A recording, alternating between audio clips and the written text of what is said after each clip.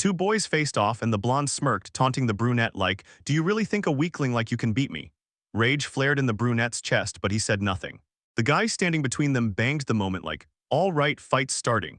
And the blonde launched straight in, yelling at Lilith to pay attention as the fool who dared him got crushed in front of everyone, while Lilith snapped back behind him, demanding Weiss give it everything he had. Just moments later, Weiss crumpled to the ground, Rain hammering his frozen body as the brunette loomed above him with a sword. Then the girl screamed Weiss's name and sprinted straight for him, reaching out her hand. This is Weiss Vincent. Most people just call him the villain nobleman. Ever since he lost the protagonist, Alan, Weiss has been stripped of everything, and by the very end, the Demon King chains him up and uses him as a living shield. Then Weiss Vincent dies. The hero at the console suddenly drops, dead on the floor. Then the hero got reborn, right into that role as the new Weiss. Right now, there's this massive mansion, and the air inside feels downright haunted. A girl is wheezing with every breath, tears streaming as she sobs her heart out. Right behind her, the young man gripped a whip in his hand, then licked his lips with a sick, eager grin. In a blink, his eyes snapped from predatory to wide-eyed shock, while the boy just stood frozen, blankly staring ahead, not understanding a single thing. He had zero clue who this girl was or even where he was, and then suddenly he erupted in a scream, completely lost, while she stared back at him with wide, questioning eyes.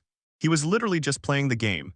Then it hit him, and there was the girl tied up in this messed-up position right in front of him, and he knew something was horribly wrong.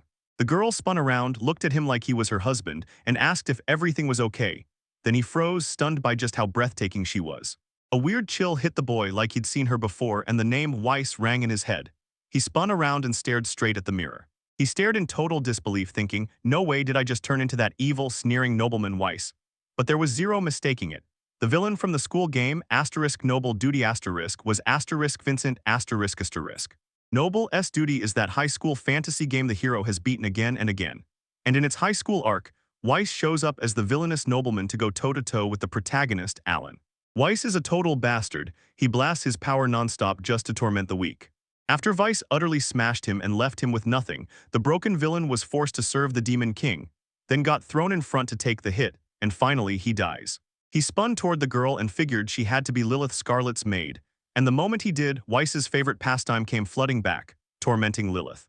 The hero couldn't wrap his head around what kind of terrifying monster this guy really was, and how he could do something like that to a girl as sweet as her. He went to slip the knot loose fast, then froze, because if he switched up that suddenly, wouldn't it look suspicious as hell? But he couldn't just walk away and leave her hanging, so he finally cut the tension, said he'd had enough for today, and started untying the stunned girl. He spotted a bruise on the girl's neck and his stomach dropped. Then seeing her shake, he swallowed his shock, felt for her, and decided to act. With his hands thrust forward, the guy unleashed healing power on her. He pulled it off and the bruise started fading slice by slice. That was the healing magic the writer had been hiding, but man, it was always there, ready to be used from the very start. She stared at him like he'd just lost his mind, and he scrambled to explain that she had it all wrong. He only wanted to practice healing magic, not do any of it for her. At first, she couldn't even speak. Then the tears finally poured out as she began thanking him. She said he'd totally blown her mind, and she never once imagined he could even wield healing magic. The hero then started to wonder if Weiss was really to blame for all this. Like Weiss had twisted things so hard that she'd end up obedient enough to thank him. After a long silence, he finally dialed Lilith and admitted he was sorry for everything that came before, then swore on his life he'd never let it happen again. The girl went silent, totally blank on what to say. Then later, inside the mansion, the confusion hit her like a wave. The man slammed a plate down on the table right in front of Weiss. Vincent's family butler was Zevis Alden, and right now he was frozen in shock, because he couldn't forget how Weiss usually snarls it's terrible and storms off by hurling a plate to the floor, yet for once the room stayed dead silent. Then the hero called out and Zevis stuttered back. The hero snapped that he'd been wrong this whole time, he'd gotten careless with his food, then said the seasoning was amazing again today. Zevis was totally thrown, so he hurried to call the master. The man blared out that those were two kind words, and he was absolutely stunned with flattery, while the servants on the side gasped like Weiss is incredible. As the boy just stood there mortified because it was only lunch. The hero couldn't shake the feeling. Did these people honestly think Weiss was still the same person they once knew? They acted so clueless, like they never even realized there was a whole different Weiss living under that smile. The hero was convinced Weiss had to be absolutely horrible. Yeah, the old Weiss. The hero swore that he'd never let that poor girl feel pain again. Then he yanked open the closet, grabbed the whip, and decided to crush it before anything else. He strode up to the stove, hemmed in by piles of rubbish, and wore pure confidence, like he already knew he'd have to change everything. As a noble, he has to get into a top academy by the time he turns 15, but the entrance exams are still a whole year away. Then he gets knocked down in the combat test by the protagonist, and Weiss's name starts crumbling fast, with bad rumors piling up like snow. Either way, if he doesn't take down the protagonist, everything ahead could get flipped on its head, so he's got no choice but to win. He tossed the whip straight into the furnace, watched it burst into flames, and swore, no matter how hard it cost him, he'd tear himself away from the path of destruction. After a while, the sweaty boy collapsed on a stump, wheezing for breath. Then a shadowy figure hissed from his side, and he jerked with a full-body flinch. The girl snapped, asking if he was even trying, because it was Milk, straight from a Vitessin S-rank adventurer. The guy pushed himself up from the stump, froze for a second, and admitted he didn't think he had anything left in his body, so he asked for a short break. That girl with the terrifying face snapped back that she got it all, and she'd get zero rest unless, after enrollment, she was okay with being branded a loser. The boy snapped his gaze away because he'd honestly burned his family connections just to dig up a legendary teacher. And when Milk saw him doing all that, she cut in like, "What nonsense is this? Stop all the talk." Then barked orders for him to bend his knees, set his wrists right, and lock in his stance. Milkavita's in the original game, she shows up at the very end, born from a swordsman's dream in the capital, the kind of guy who almost became the kingdom's strongest. And when the hero hires her as a teacher, he snaps one order into place. Forget you ever knew you're a noble, and teach him like he deserves no mercy. He said that, then she broke in with a grin, a terrifying sadist who could make your skin crawl. Lilith burst up to Weiss and shoved the item into his hands, grinning that she finally brought what he wanted, just like he asked. He thanked her, and before she could step back, she demanded to know what the inscription on the bandage actually meant. With a serious look etched on his face, he swore he'd keep going until the day he dies, because diligence was basically the motto he lived by. Noble's duty is so brutal they call it the game of death, and only the people who keep grinding it over and over can finally beat it. If he doesn't drill and prepare properly, he'll be kicked out on the spot, or he could drop dead. So there's no time to waste, but in his past life, he never really trained his own body right. Honestly, this drained the hero to the bone, but those simple exercises were the real door to mastering both fencing and magic. His day kicked off with sword practice, then he sprinted until his legs burned and his lungs begged for mercy, and that was only the start. Hellish full-body workouts followed. Daybreak to sundown, then back again, round and round without end. Later in the mansion, Ziva told him, just like Weiss demanded, that he'd been hooked up with a whole menu packed with protein. Weiss quickly apologized to the man for dumping all that on him when he was already swamped. 2 weeks had flown since his training started. And sure, healing could seal every wound, but the right diet was the real fuel for his body to push through. He couldn't thank Zevis enough for the non-stop support, and somehow, against all odds, he was still grinding through the fatigue. It's been 3 weeks since I started training, and it's been real in the gut. One day stretched like a whole month, but today, even before I clocked it, the sun had already climbed up like it was racing me. Once the hero finally got the hang of the hard physical training, he snapped and decided to hunt down a magic teacher. Anything but Teacher Milk's brutal, hell-like regimen. So he went ahead and invited the magic teacher right into the room. Weiss, dying to know what his teacher was all about, spun toward the door and walked into the room, right as the girl tossed her hat onto the floor and grinned, saying she was thrilled to meet Weiss. Milk burst into the room, Avita's, and the moment the hero hit the floor, he roared that it was her. The girl grinned and told him she wasn't just a fencing master, she mastered magic too, and she was thrilled to see him again in the same way. The boy demanded to know why he kept showing up in that exact same form. Weiss shot back that Zevis had told him to bring a kind teacher. Then the man leaned in and said Milk was proof of a genius magical swordsman. If he can't guess, she'll pull off 2 of the 4 elements. Miles straight up asked the hero if he wanted her to go easy, and panic flashed in his face because he thought she might have overheard him. She just chuckled and promised to teach him gently, which left him stunned. Then she leaned in and told him to trust her, because, yeah, she's a pro. Later on, she snapped at the hero to keep his eyes blazing and pump in even more magic power, and he couldn't stop wondering where her sweet, gentle promise went, because wasn't this way tougher than fencing practice? Milk told him to hang in there for 2 more hours. Milk said magic runs on mana, and the only way to bulk it up is brutal training.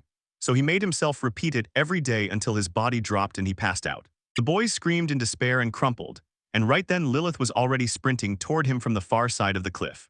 From that day forward, besides training and learning basic magic, he started getting practical lessons with wooden swords too. Milk whammed the hero in the back with her sword. He crumpled to the ground, clutching his sore back and groaning in pain, while Milk insisted he was still packed with discoveries. Lilith burst into the area, sent healing magic into him, and promised she'd keep supporting him so he could go all in. He said it helped more than he could explain. Milk practically lit up, thrilled to have such a perfect punching bag, and when Weiss heard that, fear shot through her as she blurted his question to Milk. The hero couldn't believe it. This guy who was the definition of lazy was out here busting his tail like his life depended on it. In his past life he was nothing but a carcass. Whenever problems showed up, he bolted, then threw in the towel and walked away from everything. So tell me, how does he hustle this hard in this life? And what on earth changed between his old life and the one he's living now? 2 months had already gone by since the training kicked off. Now he was sitting on me, towel in hand, wiping off his sweat like he'd earned every drop. Milk lunged in from behind and settled her hand on his head. She grinned and said he'd whipped through it in just 2 hours. That was seriously impressive. The boy's cheeks went red, and when he glanced at her hand, he stammered, "So was that what you meant when you said you'd teach me gently?" Milk shot back that he was right. Every time he pulled off a win, she rewarded him with a quick pat. Weiss went, "That whole keratin stick thing feels weirdly off to me." Milk snapped in the middle of it, yelling that it wasn't true, like, immediately. Then he totally zoned out, clueless about what she meant, and spun his head away from Lilith as she marched right toward them. With a bright grin, the girl told him she'd brought lunch. Milk kept insisting she was the one holding the stick, and that he must have already raked in a whole pile of carrots from everyone else. The hero can't ignore the carrots roll. It fuels his strength so he can go all in. Finally, the hero snapped to the truth. He wasn't pushing himself for nothing. He was fighting tooth and nail because of the people who stood beside him. Lilith will always stay right beside him, and Zevis will keep him fed, feeding him when it matters most. And at the end of it all, Teacher Milk clenched her resolve and pushed for his growth, because with them in his corner, he wouldn't have made it this far. Back when he was Vice, even in his old life, all he ever cared about was himself. And that's why nobody backed him up, and nobody ever bothered to call him out. Because he had to find the perfect middle ground between grinding and getting paid. Right then he finally snapped, no more living just for himself. He refused to die, refused to crumble, and though those had been his goals till now, a new fire lit in him. He had to keep Lilith from being hurt, and repay every person who helped him by proving their kindness didn't waste away. For himself and for everyone, this hero ripped himself away from the path of destruction. Later, back at the mansion, the hero got smashed all over again by brutal training until exhaustion crushed him. From far away, Milk bellowed that the next target was 4 hours away, then ordered him to keep going until he died. The hero crumpled and blacked out, and Lily sprinted in to save him again. Weiss strolled down the street with Milk and Lilith right beside her. Belt League City is the very first stop the protagonist hits in the game, and Vice catches voices from the side. Someone yells at him to back off and not get angry, after it's revealed they've been playing a deception on him. 2 guys squared off, one wanted the other dead, the other kept dragging the argument like he was begging for trouble, and the hero just stared, sure the security was still a joke. Weiss looked up and called for Milk. He leaned in and asked the girl who his opponent was, and 3 whole months had already gone by since he started training, so when the schedule finally felt right, they dropped him in the city to run a real practical test, wondering if this fight would actually be a proper showdown or just him getting thrown into a brawl with some random hooligan. When Milk smiled, the hero's stomach dropped and alarm bells blared in his head. She told him don't panic. She was picking the toughest, most worthy opponent for him, so he'd have to wait even if impatience clawed at him. Lilith was right there backing him up, but still he couldn't settle his nerves. From the sidelines, a few guys clocked the boys right away and marched in to eye up Lilith and Milka, then gave them straight-up compliments about their looks because they were exactly their type. One of the bandits snapped at Vice for coming in here so cocky with beauties like that. Weiss spun away. And in his head he went, I'd better watch every word because if the girls didn't like it, they'd straight-up kill them. Ligbelt is branded as the world's dirtiest city, a thug-filled nightmare, and even so Milk can't just look away, he's forced to shield Lilith no matter what. Lilith then bares her teeth and snaps that these guys are getting under her skin. The guy snapped around, sensing trouble, and Milk told the girl to brush it off. Those jerks weren't even worth their time.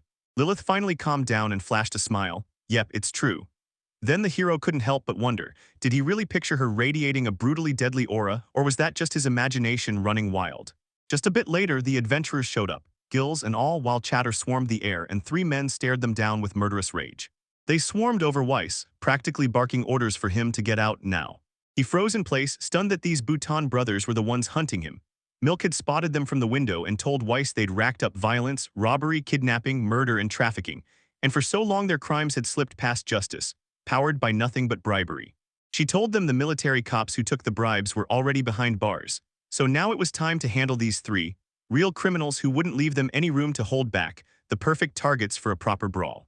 Then she looked at Weiss and asked if he was with her, and Weiss just grinned and said they should head back. Milk clamped onto the boy hard, trapping him before he could bolt. He crumpled into her arms, sobbing, and she snapped at him to just listen. She told me he's got iron determination, but zero real battle experience. And before this guy can survive, he's still got to walk straight into the danger, so the smart move is to tackle it now, not later. She knew that if he blew this chance, she wouldn't be able to shield him when the next real fight hits. Because after this, he'd be stuck facing the danger alone, and plenty of others had paid for inexperience with their lives. She steadied him and swore, "I'm right here now, if danger comes, I've got you, so step into your first battle with your head held high." He stared at her, hope lighting up his face, and wondered just how dependable she really was. Three guys dragged him through the present, and panic ripped through his mind as he screamed, "Where did she go?" The teacher had baited him. He believed her talk about joining, but she vanished, taking Lilith with her. Now he was already lunging toward the three, furious because she'd been backing him. At that moment, the man shoved him into an alley. The boy's mind snapped into action. He couldn't back away just because fear clawed at him, so he clenched his courage and marched forward to sever one of their hands. He doesn't need to kill them, but it's 3 against 1, and honestly, he's not even sure he could win in a clean fight. Still, at first they look like plain street thugs, but they're way more skilled than he expected. He knew that once they dragged him into that alley, a brawl would ignite whether he agreed or not. So he had to invent a plan fast, because he still remembered exactly how things went down the last time he ended up fighting these same guys. Milk told him to trust every lesson she drilled into him. Do it all right and everything would be fine, and suddenly, the memories of what she taught him started flooding back. From the window, the girls stared as Lilith gasped that Milk could have fooled her and called her downright cruel. Milk shot back that if she didn't speak up, Weiss would never land in the right headspace. She snapped that if someone's counting on help to make it work, then it's not really training at all. Then Lilith didn't have to fret, because if it got too dangerous, Milk would likely step in, and with that said, the girl immediately crumpled and passed out from the alcohol. Right behind Lilith, the same alley bandit suddenly popped up, and when they clocked the girls, recognition hit them hard. Lilith spun around and the men started jeering about the girl's beauty, laughing that they were the lucky ones. The men bragged that they ran the whole place like a gang of thieves, and all they needed now was a few girls to waste the evening, leaving them awkwardly stuck for what to do next. Then Lilith clocked the other tied-up girls.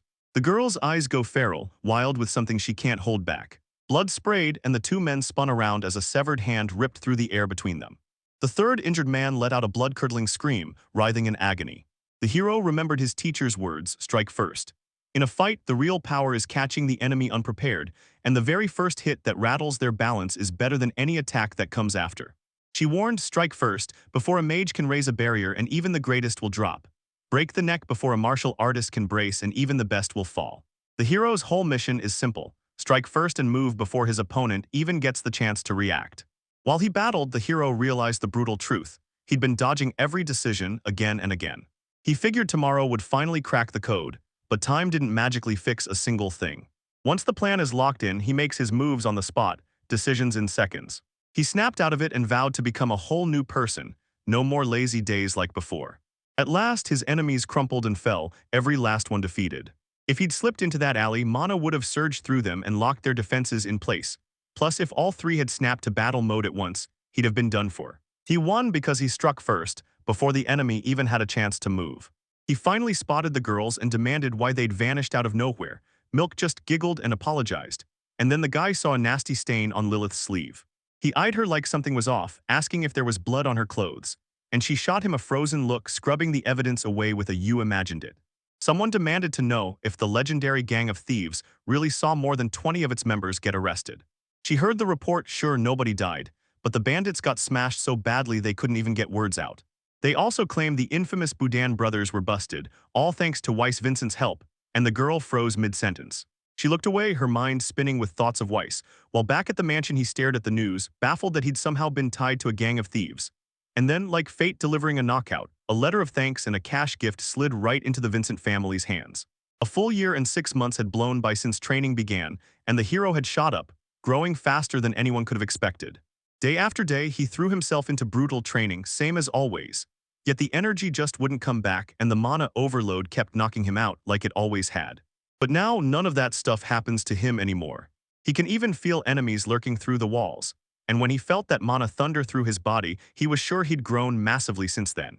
Zevis leaned in, asked the hero how he was feeling, and how his magical training was going, and the hero smiled back and said he was doing great. He told them straight up. After everything he'd said, Spartan-style training with Milk is a nightmare for him. Then he kicked things off by showing the 4 elements, fire, water, air, and earth, and he trains them all with no favoritism. The boy was dead serious. Milk felt like a demon, way worse than the Bulletin brothers he'd caught before, and when he finally spoke, he caught Milk watching him. Zevis looked sick with terror, then snapped that Milk was pushing him so hard because Weiss's talent was off the charts. Magic was never meant to be split up like this. It was supposed to live in one element per person. Milk barged into the dining room and started hounding Weiss. While Weiss kept insisting that even an S-rank adventurer like Milk can only wield 2 elements, but Weiss can command all 4, a gift so rare it's almost unreal. If Weiss had stayed lazy, that gift would have died before it ever bloomed. Zevis was shocked by how careless he used to be, but he never imagined Weiss would suddenly grind this hard, refusing to quit until he finally climbed to that level. Zevis flashed a grin, spun toward the chair where the hero had just sat, and shouted that he truly admired him, only for the boy to be gone, yanked away by Milk. Meanwhile, Weiss crumpled, cowering and screaming, begging Milk to spare him and not strike him. Lilith dropped to the ground, cradling the hero in her arms as she screamed at Milk to stop bashing his nose with that wooden sword. While Milk jabbed, "So Weiss, are you secretly practicing magic behind my back?" The hero apologized one more time, and the second he heard her ask him to show me a little, his whole body went still with shock. The guy started flexing his abilities and milked those elements into view, then blurted, "So this is light and darkness." And honestly, seeing special elements like that on top of the usual 4 was just mind-blowing. Milk demanded to know why he'd kept it hidden, and he shot back that if it were even possible, he'd show it once it was done. But he wasn't done yet. Milk just couldn't wrap her head around what not finished meant, so he admitted he still hadn't totally figured it out. He decided that if he could do it now, then this was the moment, because light and dark magic were his real power, and with both forces locking eyes on him, it was time to finally perfect it. After a grueling year and a half of hard work, he unleashed magic so powerful it shook the world. Later on, a massive mansion packed to the brim with guests throws open its doors. While the aristocrats whispered and nodded to each other, Weiss yawned like she couldn't care less. Lilith clocked it and grilled him, "Did you go to bed late?" And all he could picture was his bed and how doing that yawning thing probably wasn't exactly okay. Then she wondered if he was still wiped out from the day before, and he shot back, "I'm fine, everything's good." What? Then he finally perfected his real magic. Healing light of the light element, and the curse-poisoned black fog of the dark element. Then the terrifying magic that fuses them both into one thing, dark healing. It automatically mends every ally in range and keeps shredding any enemy it spots with curse damage. But even though he finally pulled the technique off, the mana cost was outrageous. And when it was over, he collapsed, completely wiped out. He still needed more training to crank up his manic capacity, so Lilith called Weiss and promised she'd grab some strong alcohol to wake him up, then bolted out, while he called after her, swearing it still didn't feel quite right. Seeing how she moved, he clocked those razor-sharp, killer-like skills instantly. The hero had heard rumors that the Vincent family once had hidden guardians, but he refused to believe it, right up until a girl slipped in behind him and called his name. He snapped his head toward her. He instantly clocked her as Cynthia, Countess Violetta's daughter, sparkling shiny hair, striking red eyes, and a beauty that looked perfect from every angle. No doubt she's the main character, Cynthia Violetta, and she tells him, "We haven't seen each other in forever." She stared at him and blurted, "What's wrong?" Because his shocked face looked like he'd just smashed a goblin and turned the whole thing into a bloody mess. Then it hit him. In this game, everyone despised Weiss. Out of all of them, Cynthia was the one who absolutely despised Weiss more than anyone else. Cynthia, only Cynthia, was the one who riddled him with all those holes, and as a Vincent family member, he had no choice but to show up here, looking anything but willing. He had no business anywhere near that crowd. He never in a million years expected to bump into Cynthia right before enrollment. He tried to force himself to calm down. He'd never done anything to make Cynthia hate him, not before he enrolled. But then memories of Weiss's past crashed into his head. He caught Weiss's face in his head, saw Cynthia looking just as confused and couldn't grasp a thing about what he was doing, like the moment slipped out of his memory. He remembered gagging her and pressing a sword to her life, and Cynthia stormed up to him, telling him she'd never forgotten what went down back then. Then he flexed his power, yanked her into his room, and tried to corrupt her with his filthy hands. She snapped back, screaming that he was nothing but noble trash. Cynthia snapped, "How can you show up to that party so shamelessly?" And for the hero, it felt like the absolute worst thing Jerk Weiss had ever done to him. Cynthia already despised him so hard that he genuinely felt like one breath away from dying. The hero finally got it. There was only one thing he could do. Bow deep and apologize to Cynthia, admit that it was all his fault, call his actions unworthy of a nobleman, and mean every word with real, crushing regret. He figured there was a slim chance of getting forgiven, but Cynthia wasn't the kind of cruel that drags someone who's honestly staring at their own mistakes. So when she looked, the girl couldn't help but be shocked by what she saw. She never in her wildest dreams imagined he'd bow his head in front of everyone, because even if he thinks she's calmed down now, he's still silently begging for one thing: fewer chances of him slipping up even by just a little. For now, that's all he can do, so he has to spot the perfect moment to slip out fast. Still, his heart won't stop pushing him to get just a little closer to Cynthia, the woman from the original story he's always liked. Cynthia and he are like light and darkness. They'll never meet, no matter how close he charges like a hero rushing toward the sun. Even if he's a nobleman who grew up in shame and tries to approach a noble young lady, it won't end well, so he has to leave. The moment he froze in shock, she grabbed his hand and dragged him forward. Lilith crouched behind cover, watching as Cynthia shouted Weiss's name. The girl leaned in and told him that if he didn't mind, she'd love to dance with him. Right now, Lilith and Weiss were both reeling in total shock, Lilith from one side, Weiss from the other. Cynthia lounged in the gazebo, raving about the gorgeous weather. This was the perfect moment for tea. She pointed out how the little birds kept chirping and Weiss nodded. Then the silence slammed down, and even though his face stayed calm, his eyes screamed, "Why is Cynthia here in my spot?" That night, everything snapped into place when she pulled him into a dance. Then, almost out of nowhere, he bumped into Cynthia, and before he could even catch his breath, she somehow got him invited to the formal dance. Then the girl clocked his confusion in an instant and told him straight to his face that she already knew everything, right down to the moment he'd changed. Cynthia somehow heard about his everyday training schedule for the entrance exam. Word had probably spread through the nobility, like a rumor that couldn't stay quiet. She remembered him saying he barely recalled a thing about that day, and the moment she brought it up again, his surprise hit him like a punch. That failed attack still rang in his head. He knew it was real, but he had no clue how to apologize, and before he could even think, everything about the moment shook him. The girl yanked him toward her like she couldn't wait another second. She leaned in and demanded, "What about me?" Then pushed harder, asking if he still remembered what he said, how he liked her. Weiss looked completely lost and mortified, and the girl snapped, "The dance is already over," while the crowd erupted in claps all around. As she turned to leave, she teased that they'd catch up later. And right then, Cynthia somehow stole his heart before casually walking away, but trust me, that wasn't the end. Ajito just stared in the middle of it all, because Vincent is Weiss's own father. Not long after, Weiss got a letter from his father. And the second he read it, he broke down, because it was about dinner with Cynthia, and she was supposed to show up that very day. He couldn't make sense of any of it, and before he could even think, Cynthia had his feet carrying him straight outside the mansion. Weiss barked at the servants to rush out and greet the guests, though a horrible feeling crawled up his spine, while Lilith stared at the letter and realized it held hers, and another one she hadn't read yet. So they settled into the garden, and the hero couldn't stop thinking about that cursed old man, and the trouble he was plotting. He's honestly over the moon that you're with Cynthia. He likes her a lot, but he refuses to get close. And yeah, originally, Cynthia was supposed to end up with Alan, the main character. If they move any closer, Alan's fate won't play out, and the whole future will flip. If the future shifts, he won't be able to follow this scenario anymore. Beating Alan in the test might even rewrite everything, and if they take the main character out of his hands, the whole scenario collapses from that moment on. It would crush him if they hated him, and it would crush him if they adored him too. That perfect distance felt exhausting to keep, so when Cynthia called his name, he finally couldn't hide how worn out he was. She remembered how he once confessed that he fell for her the moment he saw her, and she wondered if he'd forgotten that too. She said it felt way too sudden, and the way he delivered it sounded a little arrogant, so it crushed her mood.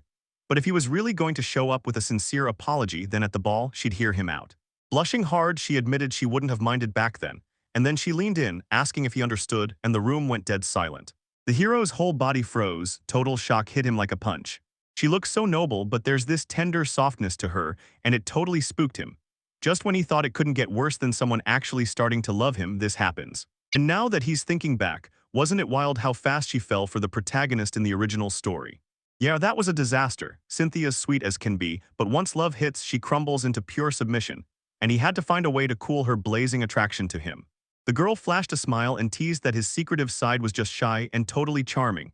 Then the hero snapped to it. His own attraction was snowballing and he was already losing. Lilith snapped in behind him and he nearly jumped out of his skin. Then she slid over more tea and he thanked her like a fool. No, wait, this was bad.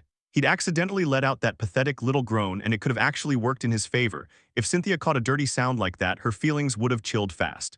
But shockingly, the girl only gushed that it was sweet, and that Weiss was sharp, and he realized she was totally hopeless, so he had to act fast. She grabbed him and asked if he'd heard about today's case from his father. The guy had absolutely no clue what she meant. The girl smiled and said, "Yeah, this is the story of our engagement." She explained that today's dinner party was meant to be the moment they finally met, but her parents had set it up after talking to him today, and she decided to go along with it too. Then the guy just quietly echoed her words about the engagement. Meanwhile, somewhere else, Agato snapped that it was a real shame Weiss had turned into such a headache, Because deep down he was basically just like him, only with better looks, and yeah, he got shy when it came to stuff like that. He bragged that his son finally got to dance with the legendary Lady Cynthia, and when her engagement came around, he stepped in fast, shut the whole situation down on the spot, and sorted it without even blinking. He grinned, then shouted his son's name and asked, "Could you ever be happier?"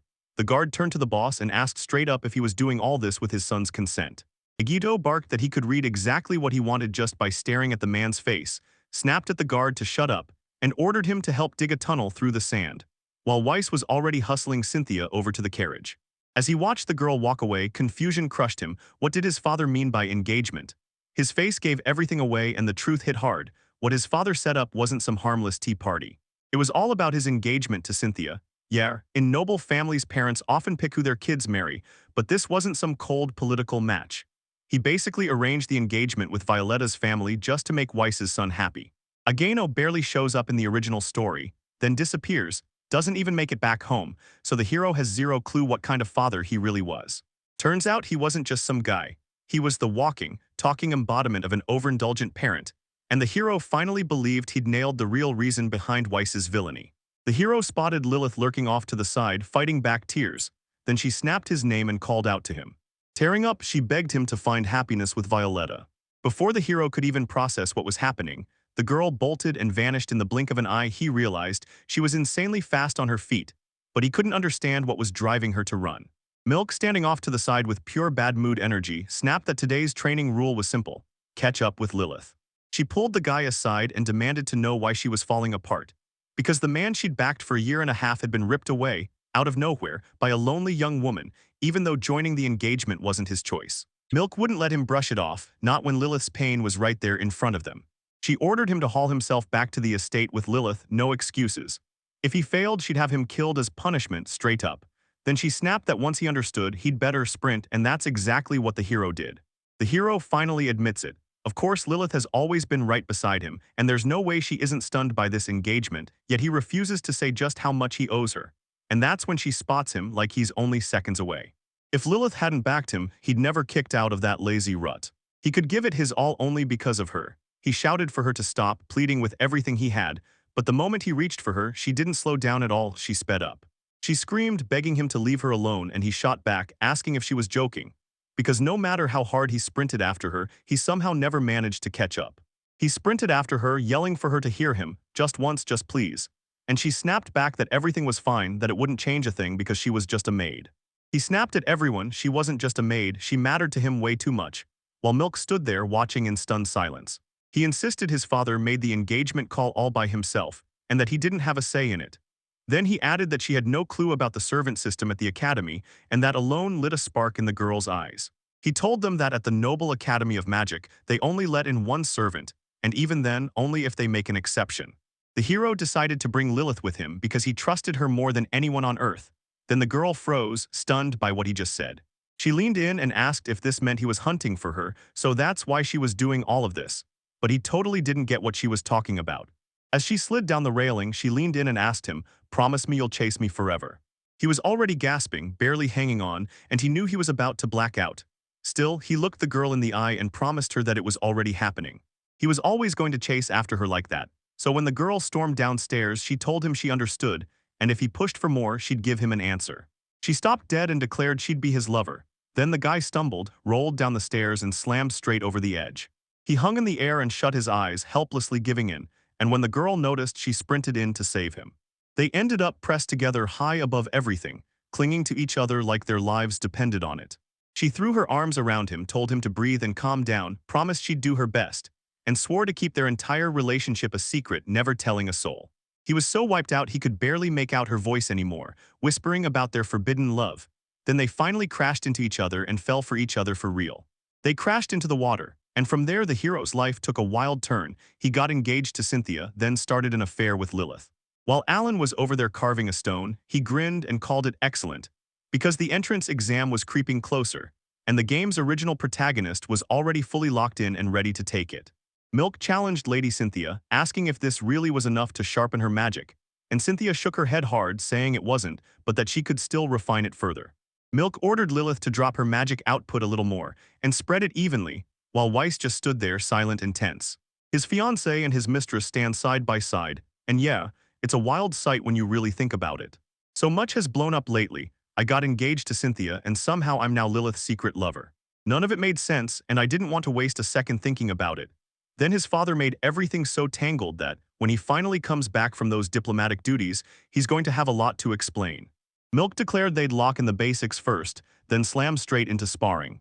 She called out to Lady Cynthia and Lilith, straight up asking if they'd ever sparred before, and both of them nodded.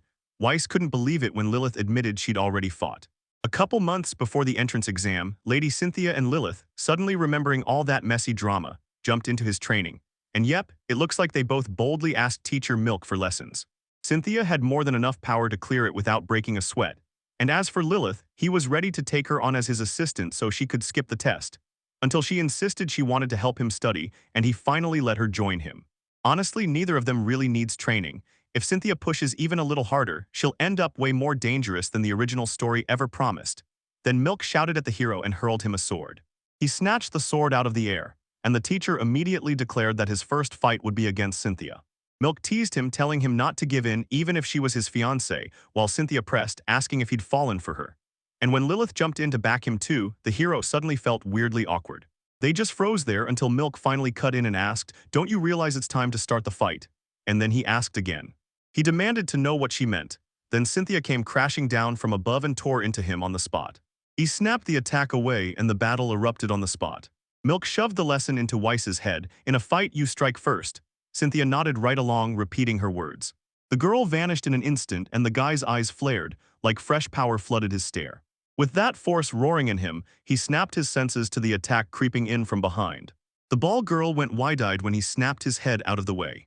Cynthia slings ice magic like a weapon, then channels it straight into her feet, blasting off across the battlefield as fast as she's skating on pure frost. The girl kept smashing into his blind spots, but this time he snapped his guard up and parried every single strike. Weiss twisted out of the way and slammed the girl right in the back.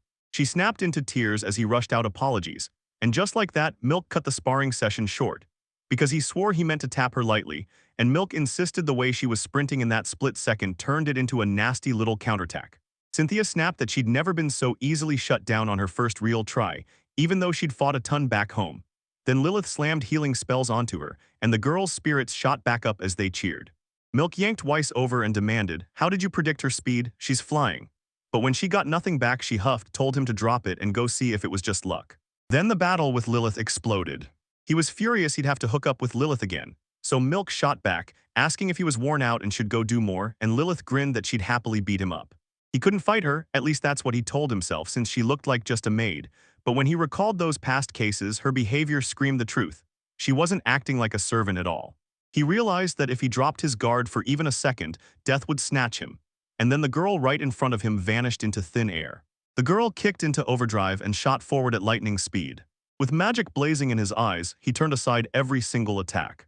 Milk blinked in shock. He could actually track Lilith's movements. And it hit him fast. Seeing Lady Cynthia move wasn't just some lucky break. The hero was completely lost, like the world suddenly flipped upside down. Because back in the original story, Lilith was just some nobody, and he never would have guessed she'd end up this powerful. She'd barely started learning magic, yet she was already lightning fast, and she even knew swordsmanship too. If he didn't take this seriously, he'd get crushed, because he finally started using magic. Unleash dark healing. The girl's eyes widened when she saw the hero's technique, healing allies in a ring while it keeps hammering the enemies non-stop. She knew she had to bolt out of that circle fast, but she still stopped herself. She saw Weiss yank his sword down for a split second to cast a spell with both hands. Then he was totally defenseless. She figured if she stepped into the field without any long-range fighting skills, she'd get shredded by some relentless sniper attack, and this was her one shot. She pounced on her opening and sprinted straight at him to land a hit, while that guy just smirked and chuckled like he owned the moment. Right as she swung, her sword slammed into an obstacle, and she got blasted backward, flying through the air. She froze at what just derailed her, and he shrugged like it was nothing, then told her it was cool and asked if she'd back off. A total shutdown dark magic that won't ever fade, sealed tight with protective light magic, and then boom, one last spell stacked on top, the Dark Eye. Even when his body couldn't keep up with Lilith's lightning speed, the Dark Tunnel and her absolute barrier gave him a fighting chance. He'd hold her off until his mana was completely drained. Milk turned to Lilith and demanded, "So that's it, what are you going to do next?" Milk snapped to attention and yelled at Weiss to cancel the magic right now. He didn't get it at first, then he saw Lilith tumble and everything clicked. He sprinted straight at the girl, yelling at the top of his lungs. Later, once she sat down, Milk admitted she was totally defeated to the boy, and he immediately apologized, asking if she was all right. She reassured him she'd used a powerful potion, so everything would be fine, though it was incredibly rare. But the milk mattered more than any of that, so she snapped, "What spell are you using now?" She knew it drank energy, sure, but she definitely didn't expect Lilith to crumple in just a couple of seconds. She asked if there were more effects, and the guy smirked. "Yeah, this magic is dark healing. The moment the enemy steps into the circle, they start getting drained, their bodies turn weak, their energy drops fast, their vitality crumbles, their magic fades, their defenses fall apart, both physical and magical, while their attack speed and movement speed slow to a crawl." He told everyone that those debuffs slam onto the enemy, and that Lilith's lightning-fast shutdown happens because her mana tank is running on fumes. But for him, it was the opposite. He siphoned the stolen enemy stats straight into his own body and powered up like it was nothing. He told them the more enemies he had circling him, the stronger he got, and once he claimed someone as an ally, he could hand them upgrades too. The girls were absolutely stunned. He gasped, thinking, "Can I really see it, and could this be the one?" Then his courage finally hit, time to say it. People might ask what it even means, but come on, that's the best line everyone dreams of saying after getting reincarnated into another world. And he'd wanted it for ages. Now he was already gearing up, wondering if it was finally okay to say it. Just as he was finishing a sentence with that cool look on his face, Milk cut in and demanded he fight her. Then she said in this ominous tone that he'd never imagined he'd grown so much, and he instantly froze, staring at her. She blurted out, all fired up, that she hadn't felt this charged in ages, then told him she'd make him answer for it and see if his strength could actually calm her down. The moment he heard that, he panicked. The boy finally crashed into the ground. Somehow Cynthia and Lilith were right there in the training too. As they pushed through Teacher Milk's Spartan drills, their misunderstandings never vanished. Days blurred into months before anyone even noticed. And then bam, it finally happened. Weiss slammed right into Alan at the Noble Academy of Magic entrance exam, and in the end their paths collided. The Noble Magic Academy sits with the biggest campus in the world, and it's the kingdom's most prestigious, most coveted school. Today they're running the entrance exam, and right in the middle of the courtyard, someone was screaming insults at their opponent. Alan stammered as he tried to explain to the big guy that he wasn't staring, he was just thinking about how huge he was. But the guy erupted, yelling even louder than before, screaming that he was right. He swung his fist like he was about to strike, shouting something just to mess with him. Then Weiss snatched his arm midair and glared at him like she meant business. The boy, writhing in pain and screaming for answers, demanded to know who he was. Then the crowd instantly clocked Weiss and erupted into loud whispers about his terrible reputation. They clocked Cynthia standing right beside him too, so yeah, the engagement rumors were real. They didn't know the other beauty, but they still couldn't help it. They were jealous as hell that he showed up to the exam with not one but two stunning women. The moment the big man heard who it was, fear crushed him. He stumbled to the ground and begged for mercy, swearing he wouldn't survive another beating. Weiss didn't budge 1 inch. He told him he wasn't giving in and that he could get out fast. The attacker shot off in a blur, and the hero stared in disbelief. So much time had crawled since the reincarnation, and Weiss's nasty reputation still clawed at everyone's minds. He has to charm everyone he meets and slowly reshape what they see in him, because it's been 2 years since he kicked off his training. They finally stormed into the academy entrance exam, because today, right here, he had to beat that one specific person. Alan shot a grateful look at the hero who'd helped him out. Alan stepped forward first, flashed a confident smile, and thrust out his hand for a handshake. He taunted Weiss to bring everything he's got today, and then the hero just stayed silent. Alan only hoped they'd both manage it, but still, those two boys shook hands anyway almost. A man's bell shrieked out and cut them off mid-sentence. Lilith snapped that the alarm had only just rung. Cynthia shot him a look and demanded if he'd forgotten Lido's, because the exam was about to kick off any second. The girl beside him snapped to Alan that they needed to hurry, then yanked him away with a sharp glare toward the hero. Alan's childhood friend was Cheryl Elias. Alan pressed her for the Duke's location, and Elias snapped back that he'd already vanished after she'd been watching him cause nothing but trouble. Alan stood there staring as she walked away, and that sting in his chest wouldn't make sense. Just a moment ago, he hesitated to even reach out and take his hand. So why did talking to him still leave this sharp, uneasy feeling crawling up his skin? It wasn't that he hated him, sure, he wanted to crush him on that exam, but he'd keep things friendly and stay well out of his way. Still, the teacher declared the next stage would be a full practical battle, and everyone had to swap outfits, stepping into the uniforms of their former classmates to cut down both magical and physical damage. Meanwhile, the hero's heart hammered in his chest, and dread wouldn't leave him alone. All three of them snapped into their gear, then stormed out into the arena. The hero aimed to shatter Alan, but that wasn't the whole plan. He wanted to stomp every single one of them who stood in the way, every last squatter, no exceptions. He couldn't make sense of what was happening to him at all. Then the arena instructor snapped that, like he'd said before, the winner was whoever sent the opponent flying out of the ring or made him tap out, and he'd step in if things turned ugly. When the instructor asked if anyone had questions, the big man who just attacked Alan shot his hand up. He snapped that the uniform was way too small, and the teacher snapped right back in fury that he should have said it earlier. The second student confessed his fit was tight too, and it reeked. The teacher repeated the same angry point. They should have spoken up sooner because they weren't exactly dainty, towering like giant men. And then she asked, "So you're really both 15?" He barked at them to fetch uniforms that actually fit, and then told everyone to wait because it was showtime. Alan went even further, yelling at the Duke to lay into them, and Lilith couldn't hide her shock that they'd pulled off ready-to-wear uniforms for all those test subjects, like it already meant they were in. Cynthia said it was all because a bunch of students ditched their uniforms and vanished.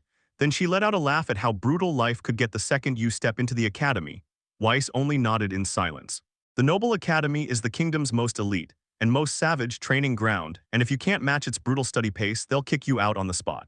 These lessons are so brutal that some don't even make it out alive, and plenty of others ditch their uniforms the second they leave, never wanting to look at them again. But getting in isn't as impossible as it sounds, and in the original story, even that lazy guy still somehow pushed through. Rain burst out of nowhere and the Duke slammed the word out. Test subject 909, Weiss Vincent, and 907, Alan, you're next. The boys stared ahead in stunned silence. The big guy told the teacher the rain was rolling in, and the teacher snapped back that there was nothing he could do. Then ordered everyone who wasn't in the match to take their seats, while the boys were already lined up in the arena. The students blinked in shock. Somehow the rain never found them in the spectator seats, and Alan admitted he never thought he'd have to clash with Weiss in this trial match, urging them to make it unforgettable. Meanwhile, Cheryl, off to the side, snapped at Alan to not let it slip away. Lilith stepped in to back the hero too, and then, at last, the teacher shouted that the battle was officially on. The hero lunged at Alan right away, smashing him so hard he went flying backward. Right after that, he slammed Dark Healing into action. Alan's scream ripped through the air as pain hit him, and while the others stared, Cheryl frozen in horror. His friends gaped in shock. The judge snapped in tears too, and the hero froze, shuddering with dread like, "This is it, this can't be good." Weiss couldn't choke down the blazing need to end Alan. Then the judge peered from behind and realized he wasn't even moving. The hero was left completely clueless, staring at this thing that had suddenly erupted inside him, with no idea why it happened or what it even was. Just as the referee was ready to step in, a sudden warmth hit him, and he completely forgot the fight. Meanwhile, Weiss had already seized the battered Alan. The hero couldn't shake the thought, was Weiss himself the one causing this? Was it all his fault? Then the inner Weiss bared his fangs. Milky Avidus stared forward, dread crawling up her spine, and she ripped off her clothes, like her mood had suddenly snapped. The academy entrance exams were finally over, and the teachers huddled around the table, firing questions about what happened to Weiss. While Rank S adventurer Milky Abidas and the butler, Zebus Alden, just stayed quiet, silently staring away from the boss because he had no clue what he was supposed to say. The principal stared them down and demanded how that boy somehow smashed their exam record. Then his face lit up because he remembered the kid. The man stroked his beard and said this was all thanks to the teachers who raised him, naming Gills, the headmaster of the Noble's Magic Academy. Gills kept pressing, demanding what they could possibly say about a young man with skills that dangerous. Milky snapped his gaze away again, stuck for words, and Zebes stayed mute too, until the guy standing behind them leaned in and finally asked to talk. He locked eyes with the director and snapped that the kid, despite being their best, still hadn't shattered their record. The man speaking was Darius, a teacher at the Noble's Magic Academy. He brought up that girl who'd entered the year before, and the director nodded. She'd even taken first place. Then he hesitated, wondering if cutting corners was really worth it. Milky stared forward and snapped to the director that none of it was her doing. She'd only taught the kid ballet. Zebes shrugged and added that there was nothing he could say except that he'd been strict about his diet. And then, out of nowhere, an idea hit him. He decided to throw something in the mix, and the butler blurted out that Weiss had been relentlessly demanding extra protein before, leaving Darius staring in shock, baffled about why she even needed it. The butler said he was talking about chicken beans, canned food, and chicken breast, everything the boy had asked for, but the teacher just had no clue what to say. Suddenly, he slammed his fist on the table and barked that they were being played. Then Darius snapped them back to what they were really discussing, the magic of light, darkness, and the four elements, and whether anyone actually believed that power could be mastered so easily, reminding everyone of what that student could do before. Milky waved it off like it wasn't her problem and guzzled a long sip from her mug. Meanwhile, the teacher snapped, "Why is she sipping so calmly with the principal right there?" And who let her bring all this stuff? The girl dropped her head onto the table and started whispering under her breath, and the butler, thinking she'd come for the wine, couldn't believe what he was seeing. The principal spun toward Darius and demanded he calm down, saying Milky had always been like this. Then the teacher tried to fire back. He couldn't wrap his head around how anyone could stay calm while everything was falling apart like that. He remembered Allah, the one who'd been hurt earlier, and now everyone's eyes were wide with fear at the sight of his injuries. Weiss sent the lane flying back, and he could barely pry his eyes open. The main character stared the lying guy down, watching every twitch like it was a confession. Darius burst out that Elaine was a student with jaw-dropping talent, and that revelation instantly lit a fire under everything. Milky leaned in and demanded he repeat the same words he'd shouted on the battlefield, because she was still sprawled there, head propped on the table, staring up at him. Suddenly, she jerked her head up and snapped that Darius needed to stop wallowing in jealousy, because his own student had lost, and now the teacher was scrambling to blame them instead. The teacher froze, his face twisting in shock. He erupted into shouting, insisting all of this never would have happened if the girl had taught the boy properly. Then Zebu stepped in and demanded everyone in the room calm down. He told the director, "I get why you're worried about admission," and then he reassured them, "Don't stress, nothing to fear." Mr. Weiss would never lift a finger to strike the weak. So when the butler started talking, the director leaned in, eyes sharp, because he'd just learned that Vincent Weiss had changed, and it was a huge deal. Now this young gentleman isn't about to coast. He's forged into a strong, fearless man, throwing himself into hard study every day. The boy stood there, ringed by his cheering friends, all grinning like crazy because they'd finally scored an invitation to enroll, faces shining with pure joy and pride. Inside that massive academy, every single student's eyes snapped to whatever was happening next. In a huge classroom, the teacher stood front and center and fired up the whole room, congratulating every student on getting admitted, while everyone leaned in and listened like their future depended on it. She stepped in, said she was their homeroom teacher, Chloe, and asked them to act right and behave for her. She swept her gaze over the crowd and warmly welcomed them to the academy, and the moment her words hit, everyone lined in thrilled for a brand new start. With Cynthia and Lily's at his side, the protagonist flashed a grin and zeroed in, ready to study with pure determination. The guy snapped around so fast it almost made you flinch. A heavy darkness clung behind him, and when the young man glanced over his shoulder, a shadowy figure was lurking right there. Elaine climbed on behind him and flashed a sweet, knowing smile. The hero clocked that he'd truly taken down Elaine, and pride surged through him like a wind he couldn't hide. At that moment, Vice's emotions swallowed him whole, nearly breaking his opponent, but even so, he'd turned Elaine into a punching bag. The young man kept scaling higher and higher, and with every step he felt himself getting stronger again. Then all those memories came roaring back. In the end, he crushed everything with pure, unstoppable victory.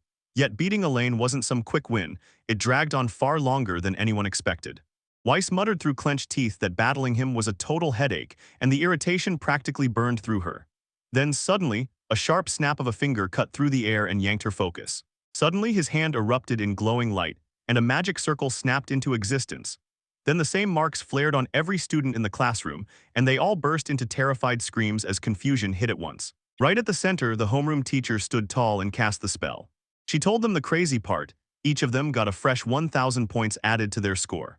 None of the students had a clue what those scores meant, and Chloe leaned over her glasses, staring them down as she explained it was the benchmark, your scoreboard for how far you'd come by graduation, so these numbers would become their reference point.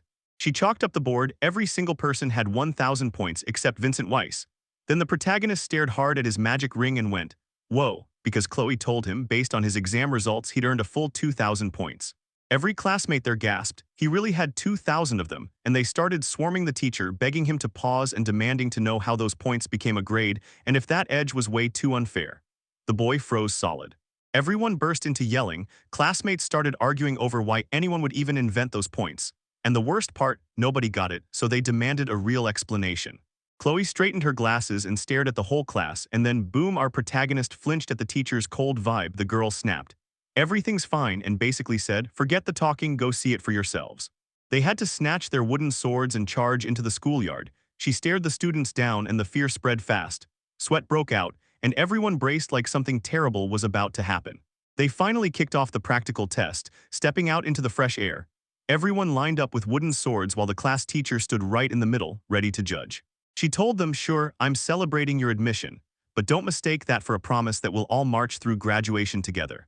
As the students clearly realized, anyone whose scores got wiped would be kicked out on the spot. And when the boy with the armband heard it, his eyes widened, he blurted out in shock like, Wait, what? The homeroom teacher announced they'd be fighting until one of them had 0 points left. And the whole class leaned forward, every single student sitting on the edge of their seat. Milky sat amid the bodies of her defeated foes, staring at the mess while boredom gnawed at her, especially after Weiss disappeared. She took a swig of alcohol from a tiny glass, cracked her eyes open, and snapped, "Everything's fine." In her spare time, she toyed with the idea of qualifying as a teacher at the Heavenly Magic Academy. Now everything was about to explode in her face. Cynthia and Lily's realized that eating healthy didn't just help, it fed their strength. In the classroom, a young guy strode up to the main character and his crew, flashed a confident smile and introduced himself. Weiss.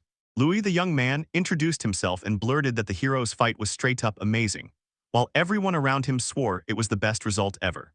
Yeah, but the main crew wasn't buying it. Those girls shot quick glances, then unleashed their do not disturb auras because they absolutely did not want to deal with Louis Misson. He was all smiles and burning energy. Then right out of the gate, he graduated with honors and showed world-class potential. That was Louis, and I just couldn't wrap my head around what was happening. A big, cold 0 appeared on his hand and on the magic ring. Then his homeroom teacher stared him down and demanded, "Did you really hear that correctly?" She blared the news that Louis Misson had been expelled, and the boy dropped to his knees, caked in dirt and defeat, sobbing so hard it hurt to watch. He never saw it coming. Louis had just been expelled, and red dripped from his face as he stood there, soaked in steam. Then the hero turned and found Alien looming right behind him. Elaine gasped like he'd run a mile. Turns out it was him who slammed Louis down. The Academy's huge dining hall felt way too big and way too silent, like the calm before trouble. The hero grabbed a small lunch, plopped into a seat, then let out a curse, totally lost on what to do next. After smashing Elaine, he just wanted to dodge any unnecessary twists, anything that might mess with the script. But nope, nothing played out the way he hoped. Weiss couldn't believe it. Somehow the main character had ended up engaged to him. So he stared hard at Cynthia, who was beaming as she asked Lily's whether the dinner tasted amazing. Louis, who was supposed to stick with them until graduation, got expelled on his very first day of school. And the protagonist's stomach dropped as he realized this disaster was happening way sooner than anyone expected. But none of that even came close to the instant that old hatred erupted again, burning hotter than ever. It all kicked off the moment he met Alla. Then that inner vice lit a fuse in him, flooding his mind with rage toward everyone around. He meant to charm them first and earn their trust little by little. But now a savage urge to wipe them all out burned in him, and he clutched his spoon like it was the last thing he'd ever need. If the hero let his rage steamroll him and end up hurting the people he cared about, then what would make him any different from the original Weiss, the one everyone despised? Sweat drenched his face. He couldn't even form a thought. Hours went by and the whole dining room finally went silent, while the boy finished every last bite of his lunch. Cynthia closed in, grinning, and asked if he wanted to crush every single one of them. Then she shrugged like it was no big deal and said she was totally ready to help if that's what he meant. The young man stared as she walked away, words tangled in his throat, while the girl turned to thank the cook for the meal. Then he met her with a warm smile and assured her everything was okay. Vice Vincent demanded why she wasn't showing a single shred of concern. Sure, he noticed it too, but this wasn't about him at all, it was Cynthia. The girl spun back and reminded him they were at the Heavenly Magic Academy.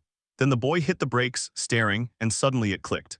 The girl admitted straight up she was scared for him, but he kept showing up anyway and he was way too kind. Every time training left even one scratch, he'd apologize like it was his fault. Cynthia snapped that in a world where the strongest reign, going easy on your opponent is basically a death wish. And after seeing the protagonist struggle through the exam, she couldn't help but start looking at him in a whole new way. The young man snapped silent, his mind racing over every word like it was a threat. The cook pushed more patefy toward her, but she shook her head and said thank you anyway. Then Lily's told Vase she agreed with him, because in this cutthroat world you don't get to choose how you survive. You adapt or you get wiped out. The girl boldly said the best move was to let Mr. Weiss do whatever he wanted, and she backed him without flinching. The hero blinked in shock and even the cook spun toward her, asking if she was already stuffed since there was still a mountain of patefy left. Then Lily's flat out refused. Cynthia and Weiss locked eyes and beamed at each other. And then the girl slammed a fist in his direction, demanding that as her fiancé he step up, go compete, and bring home the win. Weiss only returned a gentle smile and thanked the girls. The cook confirmed it, he really did have tons of patefio, while the young guy admitted wide-eyed that he'd learned a whole lot from those girls. He didn't know how fast he could pull everything together, but getting their advice felt like the perfect move, and the cook just stood there watching, clueless about what he should add next. Lily's wheeled on Mr. Weiss and shoved a coin into his hand. If they couldn't agree, she'd let fate flip it. The young man nodded, trusting fate with his whole heart, and without that next beat of knowledge, the script would have completely fallen apart. He shut his eyes and thought maybe he didn't need to force inventions at all. Maybe he should just ride the flow. He flicked a coin in the air. And right then the cook burst in, screaming and sobbing, swearing he'd slaved over the food and pleading with the young man to take a bite. The coin shot ahead, ricocheting off the floor again and again, and the hero couldn't stop watching it roll, like its fate was about to decide everything.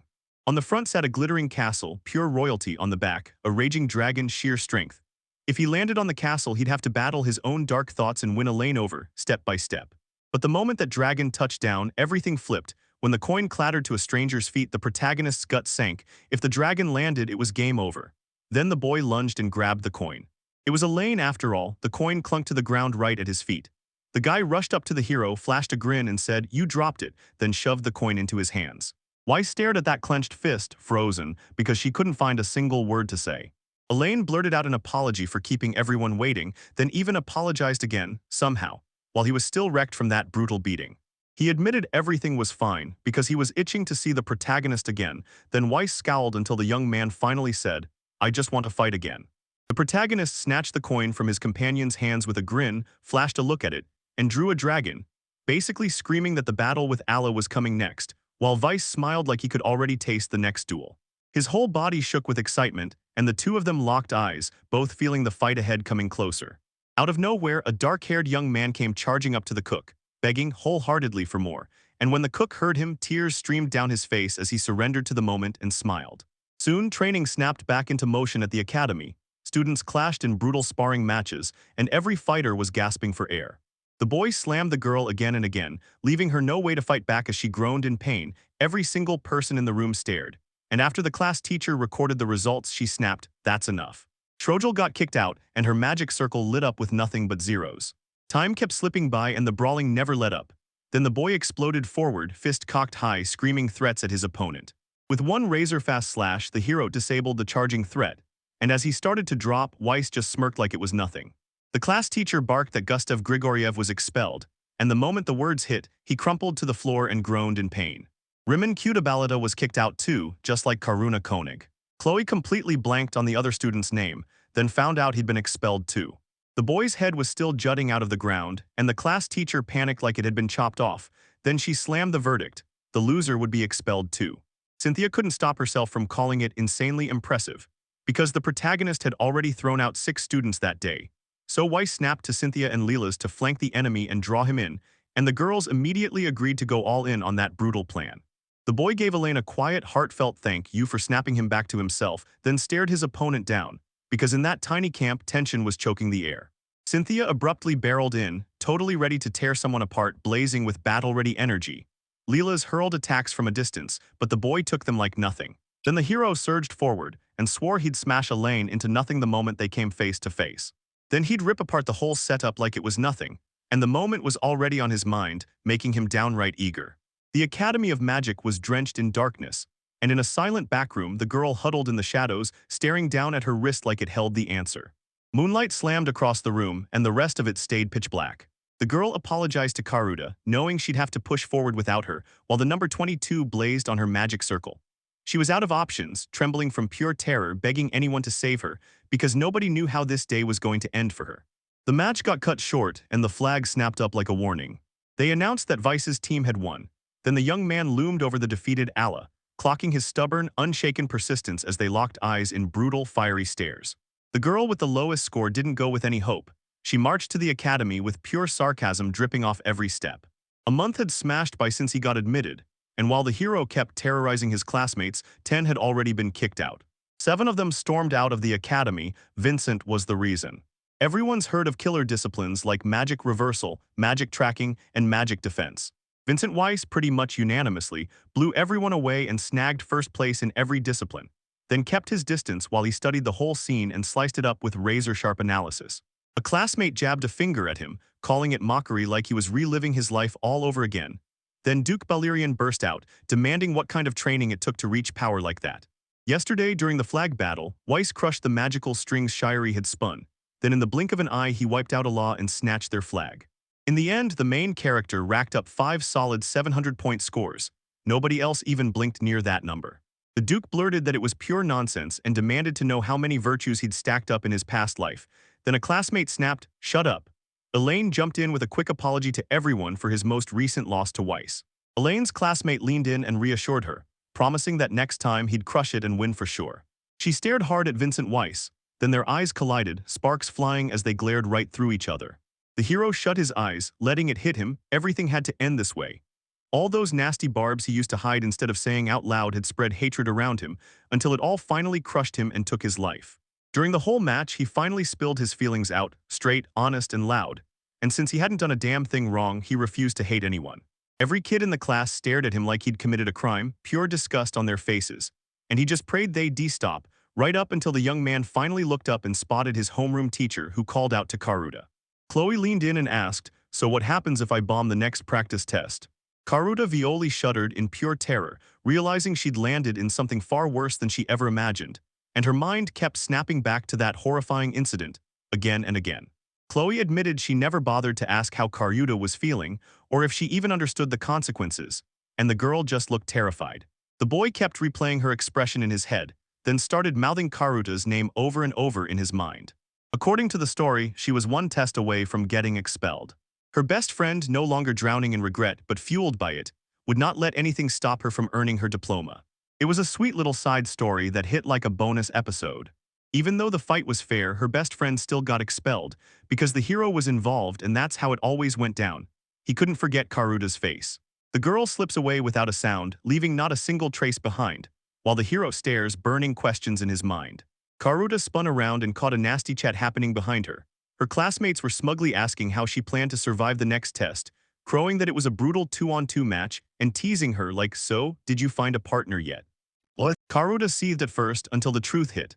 Her friend had already been kicked out, and the moment she heard it, her heart sank. Her classmates leaned in and told her this was her final battle. "And it's a masterpiece," they bragged, while gloating that Weiss had completely wiped her out and that she'd blown all her points in a single match. Then out of nowhere they turned, and there stood the main character right beside them. Suddenly, everything went dead quiet, and fear hit them like a wave. They shrieked that he was really there. The boy stood right in front of Karuta's desk, faced her, and the moment he spoke, her cheeks flushed hard. The young man leaned in and pitched a bold idea. "Let's team up for the upcoming exam," and he shot her a hand like he was daring her to say yes. They clung to a towering cliff, staring down at the academy, while the girl behind him demanded to know why, out of everyone, he'd picked her. She told him she was one step from getting expelled, then snapped that the hero was the top of the new arrivals. Still, they were doomed to be totally wrong for each other.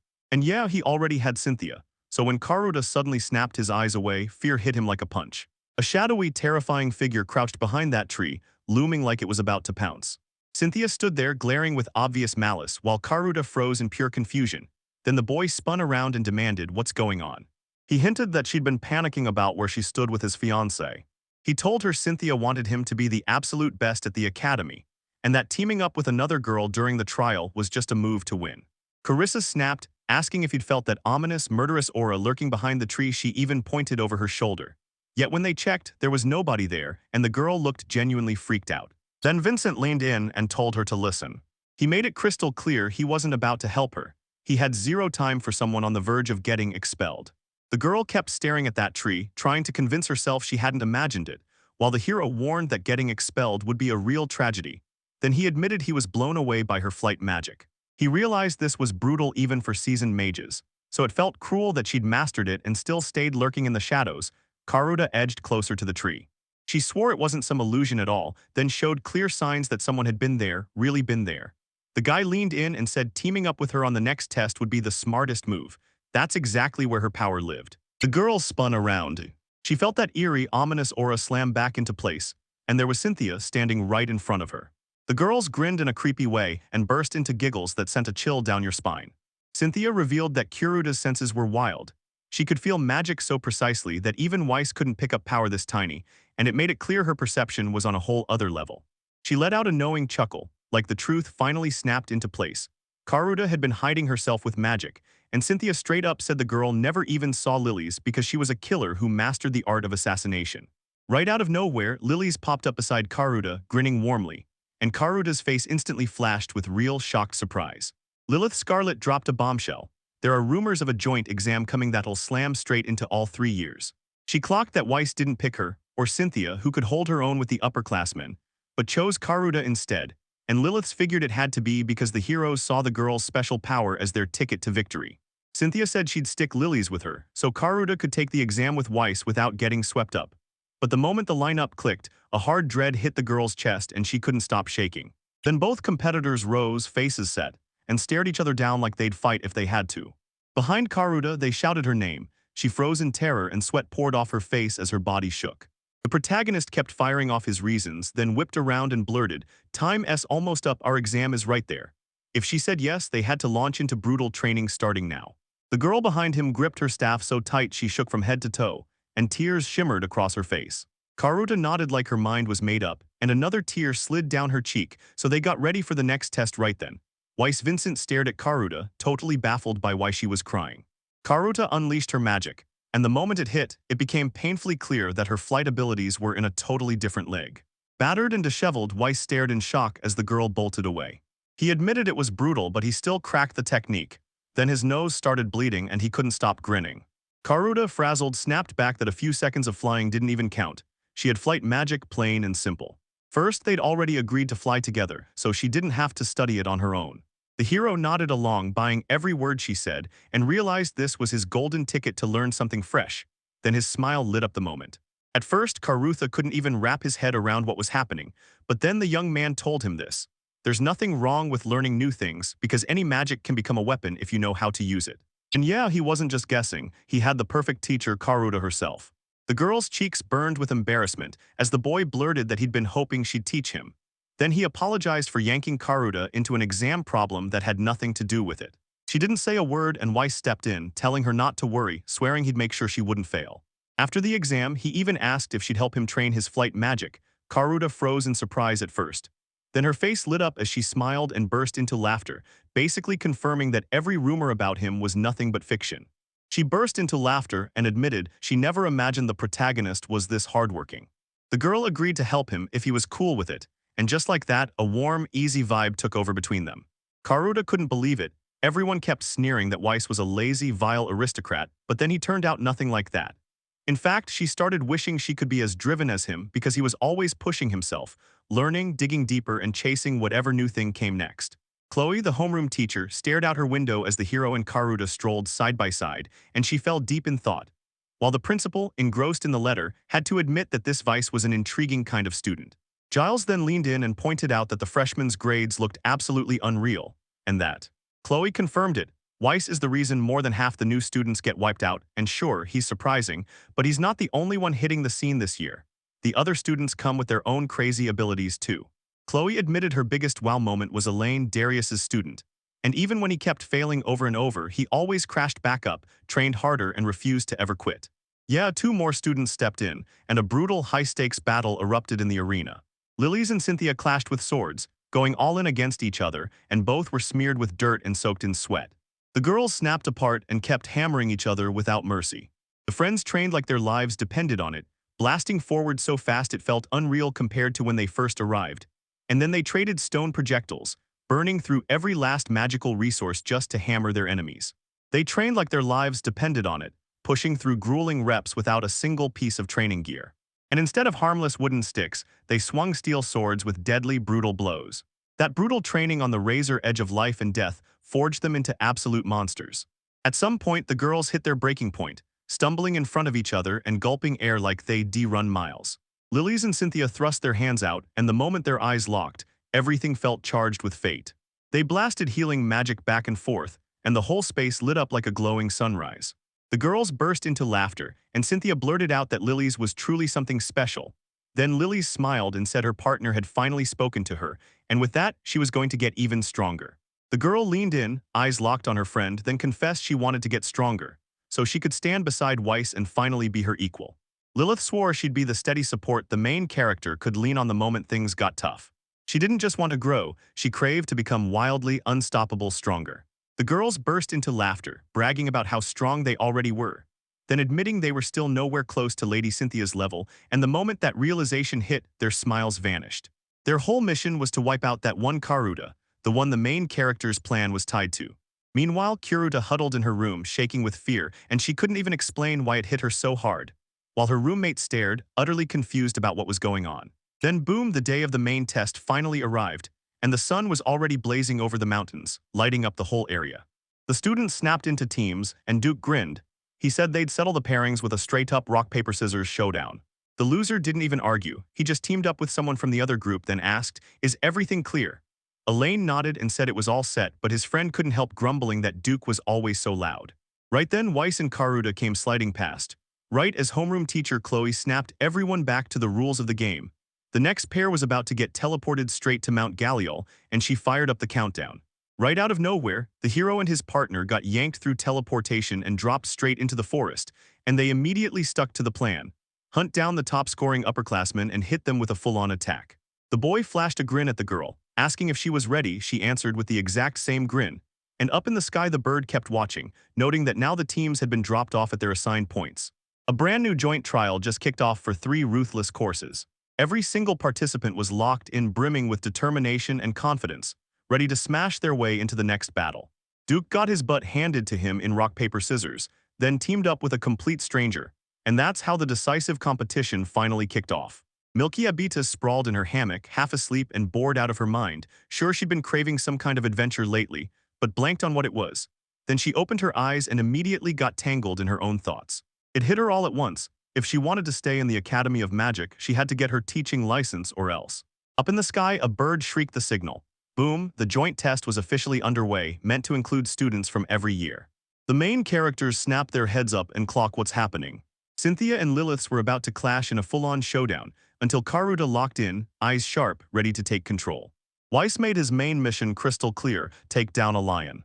Screams ripped through the high mountains as one of the young men got blasted, an electric jolt and a surge of raw energy, and he collapsed into a painful groan. His comrades were clueless, then one of them spun around and screamed in sheer horror at what was unfolding. He ripped a shrill scream through the air. And up above, the bird kept its gaze locked as it blared that the first years, 31, Ariel 27, and Bibbit, had all been immobilized. They got yanked straight to the academy in the blink of an eye. Those 2 defeated boys slumped there, then started getting pulled off to their assigned spot, while the young men who just wrecked them burst out laughing at the whole mess. They clocked how helpless the newcomers looked, shocked they'd missed a net trap sitting right in front of them, and the winners made sure everyone noticed. A senior warned everyone not to get cocky or underestimate the youngsters, because rumor had it a freakishly strong kid had joined this year. Then another student shrugged and said rumors always get blown out of proportion, and he refused to believe any of it. In their class, a bunch of arrogant kids ran their mouths, then got expelled. The young man leaned in and asked if his buddy remembered that guy's name. He hesitated, admitted he wasn't sure. His friend shot back, maybe it was Vincent Weiss. The young man nodded hard and said, yeah, that was him. Moments later, he spotted his comrade getting crushed by the protagonist in front. Then he surged forward and drove a decisive slash with his sword.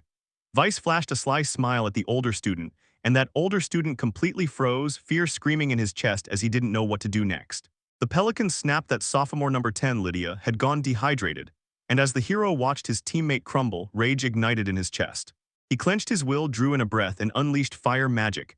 Then the moment he spotted the alchemical circle, the world choked on thick ash.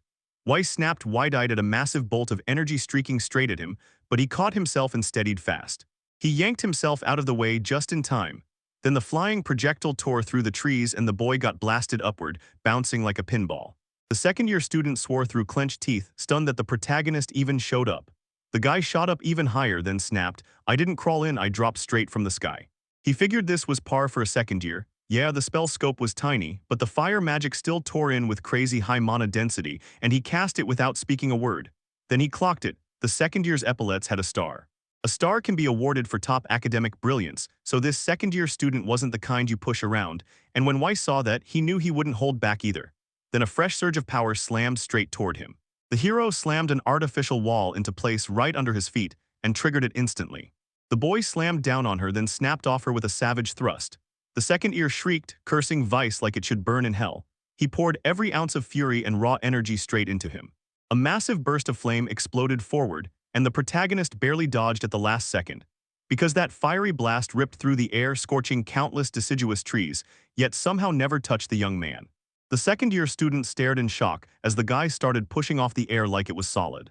The hero snapped into motion, dodging the conjured objects with raw magic while keeping his sword gripped in both hands, fast, focused, unshakable.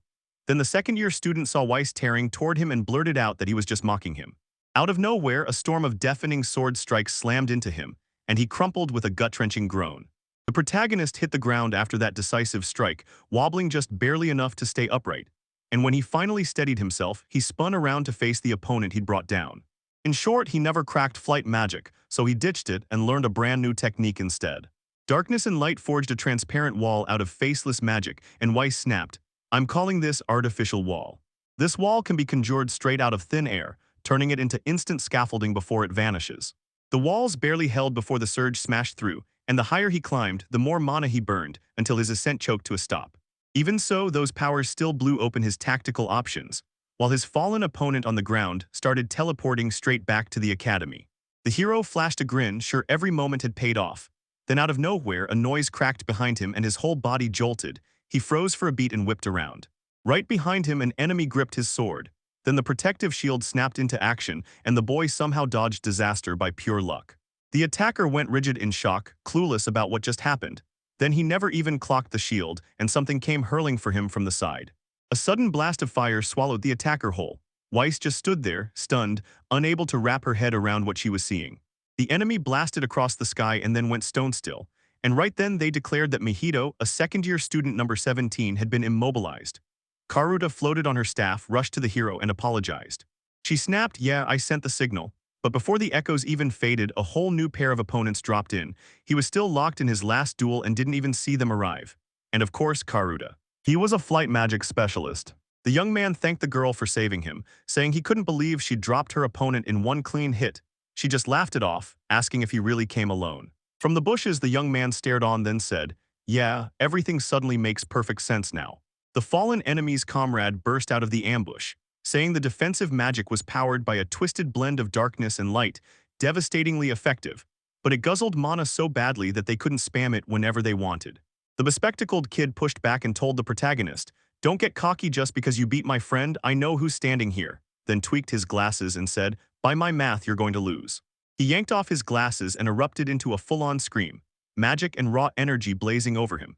And the heroes watching nearly recoiled as rage and power surged through his body until veins stood out across his skin. The young man leaned in and asked Weiss if she was shocked. Because the moment that opponent yanked off his glasses, his fighting power shot up by a staggering 314 times, or yeah, exactly 14,159 times.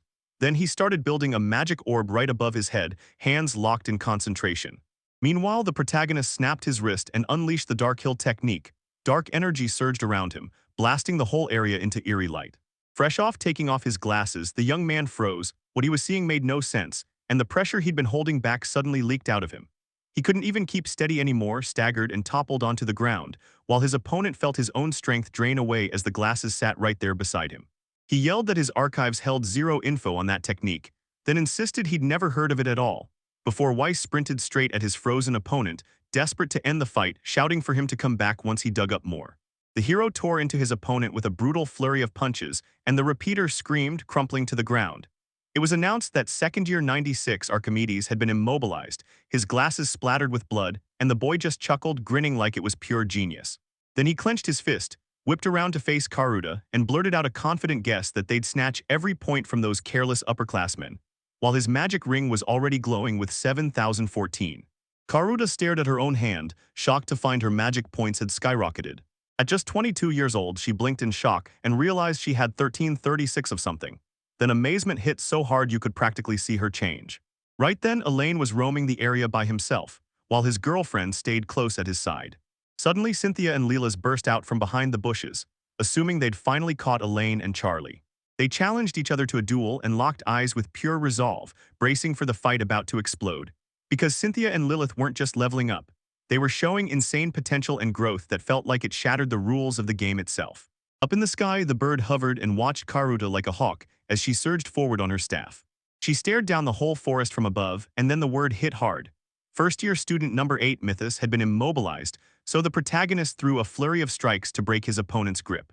The young man spat out a curse, staring at his beaten opponent as he got yanked away by teleportation back to the academy, while the girl hovered above, watching every second. He clocked it instantly and demanded where the second and third years had vanished to, only for his friend to point out that there wasn't a single soul around. The magical bird kept blurting out the eliminations again and again, and Weiss picked up every single one. Turns out they sensed someone seriously powerful lurking in the area, so every one of them tensed up and stayed on guard, while the hero let out a chuckle because hiding wouldn't save them. Wherever they ducked, they'd still get found. Weiss sprang onto Karuta's staff, and the hunt slammed forward as they kept searching for their enemies. He realized it was time to move on from the first years and start recruiting the second and third years, and the girl snapped into a determined look and said, "Got it."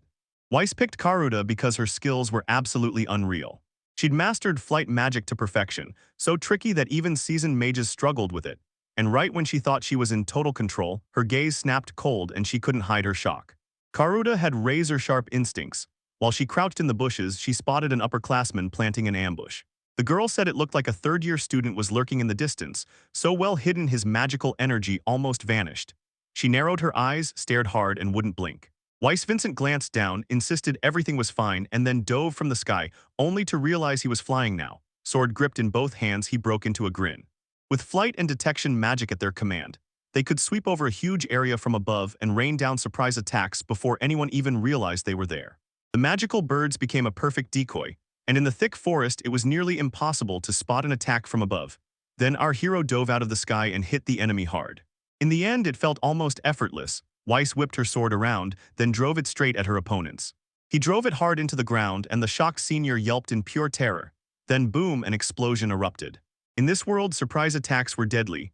Most people couldn't react fast enough to guard themselves. So if you struck from a blind spot, it almost always ended with a quick, instant knockout. Now it finally clicked. Milka's teacher wasn't nagging for nothing. She was drilling the protagonist's vigilance into him.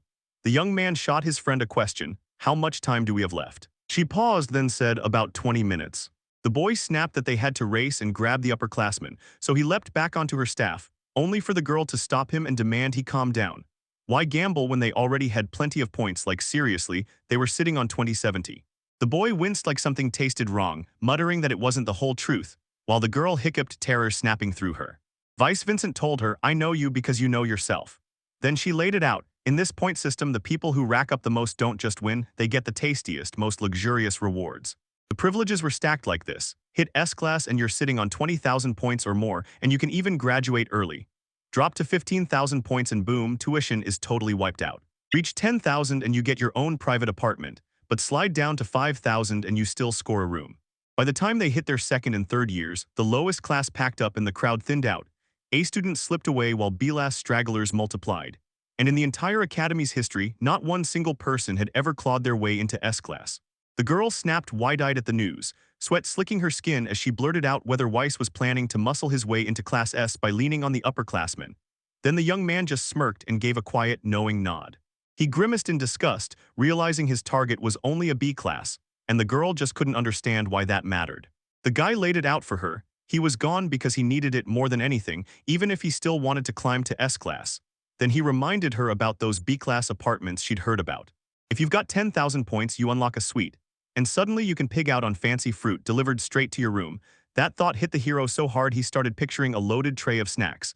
And when the girl learned his whole drive was fruit, she stared in shock. The hero gave a firm nod, admitting it was about a year ago. Then his friend leaned in and said, "Yeah, those moments are flashbacks to your noble past." On those brutal training days, all that kept him going was one sweet escape, desserts after every meal.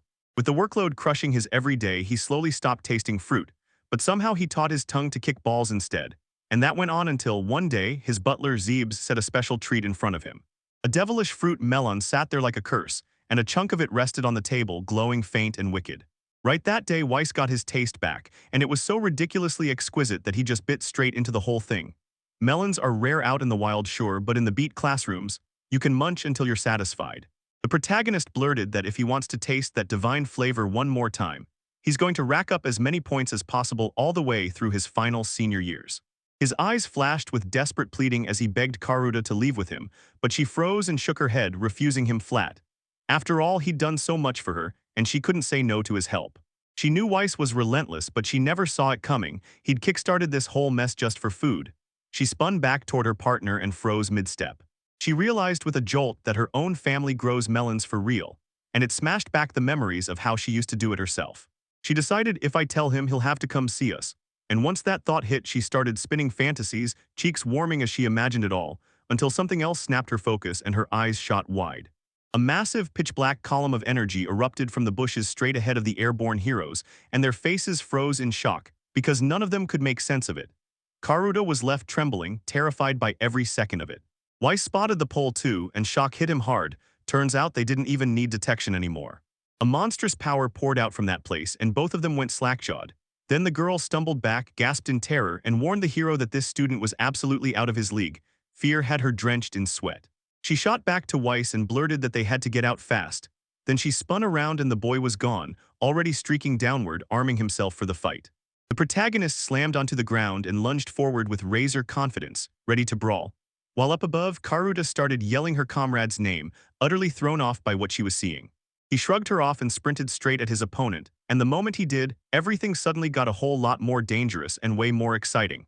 He was locked in, ready for the fight he'd been anticipating, while she stared in disbelief, convinced Weiss had totally lost his mind. Then he slammed to a stop right there. There he spotted a girl perched on a tree stump, basked in sunbeams as she talked to a tiny bird. And somehow the birds nearby listened in like she was casting a spell. The girl spotted the oncoming figure and demanded, "Who are you?" Then she figured it had to be the Vice everyone's been whispering about. Eva Avery, second-year student at their academy, stood tall, stared ahead with grit, and flashed a smug smirk like she already knew how this would end. Weiss let slip a mention of her name, and the second he met her, he lit up with joy. Then demanded a duel on the spot, thrusting his sword toward her as magical energy surged from the blade. Eva just grinned, then flashed him a smile, and burst into laughter, saying she was absolutely over the moon to get an invite from the famous first year. The battle excitement was already blazing inside her. Eva Avery was rumored to be the strongest student in the whole academy. Weiss kept thinking she was the real final boss, some legit cheater with a one-of-a-kind bug, and that's exactly how the players talked about her. Eva's strength towered over everyone else, so studying finally bored the life out of her.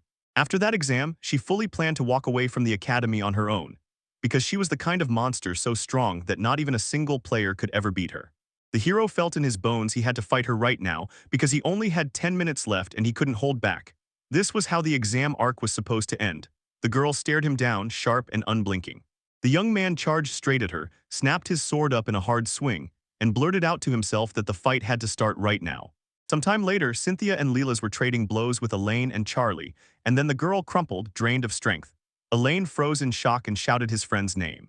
Cynthia barked at Elaine that he was the last one standing, and Leela's snapped back that he'd better not start blaming them. If they could beat him, then Mr. Weiss would finally have to recognize their strength, no excuses. They were dead determined. Cynthia told the boy this wasn't personal. He spun around, eyes locked in, and unleashed all that pent-up rage on the girls. Everyone froze at Elaine's sudden face. This was her awakening. The man blasted a blazing pillar of fire straight up, and light swallowed everything, screaming one thing: the next brutal battle was about to ignite. Like every rose that shows its beauty, it also hides its thorns. This fight left scars, and Eva locked eyes with the young man, sensing that something wild and totally unexpected was about to explode. Suddenly, a deafening blast tore across the ground, flames and ash swallowed everything. Then once the dust settled and all the damage was done, the exam's final end was announced. Steam puffed from Vice Vincent's mouth as sweat drenched him, while the girl shot a look of regret. Time was already up, and she didn't look even a little tired after that battle. Eva stood in a storm of steam from her brutal energy burst, and yet her body came out totally unscathed. She realized Weiss wasn't nearly as bad as she feared. She just never thought it would come down to using magic. Brushing the sweat from his brow, he told her not to sell herself short because he'd seen her holding back the entire time. Everyone could see it. Eva Avery had strength that felt almost impossible. Weiss locked in the asterisk absolute barrier asterisk, then unleashed asterisk eyes of darkness asterisk and crashed everything with asterisk asterisk dark hill asterisk asterisk. The protagonist threw every weapon in his arsenal, but nothing hit the mark. No matter how hard he fought, every move bounced off her like it was powerless. Eva Avery admitted straight up she was already sick of this academy, and when the young man let out a breath, she leaned forward and said she'd planned to bolt right after the exam, until something shifted and Weiss finally lifted his head, staring her down. Eva burst into laughter, clocking that Weiss Vincent wasn't just listening, he'd genuinely caught her attention. So she decided to hang around here a little longer. Then the guy grinned, bursting into laughter right after. A bird perched high overhead screeched the news. Every single student was being shipped off to the Magic Academy, and then the teleportation slammed into action.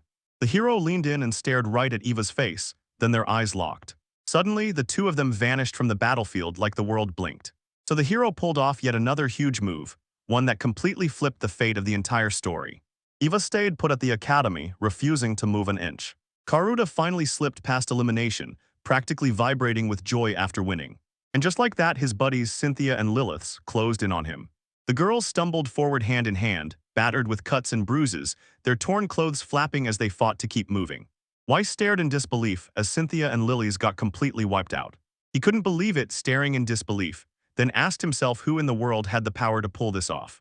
Cynthia spun toward Lilith, voice raw, and begged for forgiveness. She confessed she'd gotten way too cocky with her new power, and that was exactly what it cost her. And then she pulled her friend into all of it, forcing her to endure every bit of the pain, before finally blurting out an apology. Lily's Scarlet shot back that she'd apologize herself, because it was her own weakness that smeared Lady Cynthia's fighting reputation. A tear slipped down Lily's cheek. Both girls leaned in and stared hard at their friend Weiss. They fell on their knees and apologized again and again, swearing they were crushed that they couldn't beat Elaine, and that news just left the protagonist frozen in stunned silence. He stared at the guy standing right there, and his mind instantly blew wide open. Alan burst into laughter and beamed at Charlie, riding high on the wind like he'd just conquered the whole world. Weiss snapped his head around and Elaine felt that same staring pressure, so she spun too and their eyes locked instantly. Rage boiled in the young man's chest as everything around him spiraled out of control, while the dark-haired boy looked like he still couldn't quite grasp what was happening. And just like that, the team exam across all 3 courses wrapped up. Life at the academy finally slid back into place, and everything felt normal again. Right after the exam, Weiss got promoted to B class, and suddenly started soaking up all the new perks he'd never had before. The daily competition was still running, but once the first years got involved, it lost all its spark and turned totally boring. Calm settled in like a spell, and it felt like nothing would ever shake it. Lessons rolled on like clockwork, until the homeroom teacher decided to spice things up and pitched a brand new proposal to the whole class. She said they'd roll in a brand new temporary teacher today, and the moment the door clicked shut, the newcomer stepped in, beamed at everyone in the room, and couldn't stop herself from showing how excited she was to be here. Every student felt their breath catch at the sight in front of them. Weiss went completely still, words trapped in her throat. Lily's and Cynthia instantly knew the newcomer because it was someone from their past. The Duke couldn't miss it. The new teacher was absolutely gorgeous. Meanwhile, the protagonist's whole body jolted with sudden terror. He couldn't believe she'd actually made it here. His eyes were drowned in a crimson haze and sweat poured off him. Abita stormed into the office, radiating cold seriousness that made the air feel heavier, and the protagonist's fear snapped into place, because it was the true nightmare all over again. Then the drill started back up. The teacher planted herself in the middle of the classroom and lit into her speech. Starting today, she was teaching combat training. Then she capped it off by introducing herself all over again. She shot a stern look around the room and demanded, "Got any questions?" Fear and excitement slammed into Weiss as her throat tightened. Then, out of nowhere, a hand shot up in the classroom demanding answers. Duke Balerion flashed a grin at Milka's teacher and asked, casually but clearly, if Milka was only staying there temporarily.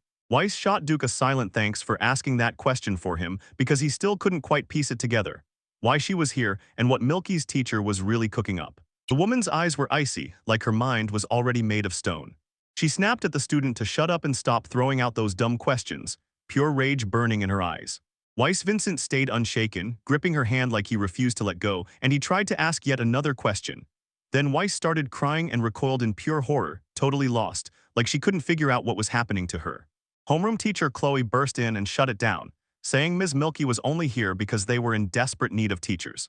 After those back-to-back exams, the senior students flooded the administration with one demand: more extracurricular combat training. That's why they beefed up their staff, and Milky Abitas was ready to step in. The protagonist got every last detail, and that's exactly why everyone panicked. They couldn't let the younger students see them as weak. Weiss suddenly realized that inviting Milky was a total mistake, and in the next instant Milky's gaze snapped straight to her. He shuddered in terror, then Milky flushed and snapped, "Why are you daydreaming again?" He couldn't believe she could read his thoughts, so he scrambled to deny it, insisting he was just lost in thought. Duke watched it all from the sidelines. The teacher finally explained why he had to do push-ups, and the next brutal training sessions kicked off in the mountains under a blazing, non-stop sun. The woman stood shoulder to shoulder with the protagonist, watching him train, while the other students sprinted laps around the mountain. So when the boy's legs finally gave out and he couldn't get up, Milky noticed it instantly. They hadn't crossed paths in ages, but somehow he'd gotten a little stronger in the time between. Exhaustion and pain made the young man tremble, and he couldn't figure out if that woman really showed up at the academy just to humiliate him, while the little one giggled and grinned in a disturbingly dark way. Weiss's classmates gaped as he calmly obeyed every single word their teacher barked out, like they couldn't believe what kind of teacher this was. Then the little one snapped his head toward them and drilled them all with a cold, stern stare, and every last person shuddered in terror. She snapped at the students, demanding why they were scurrying around like half-asleep flies, and when nobody could even spit out an answer, she drew a hard conclusion. This academy was packed with too many spoiled kids.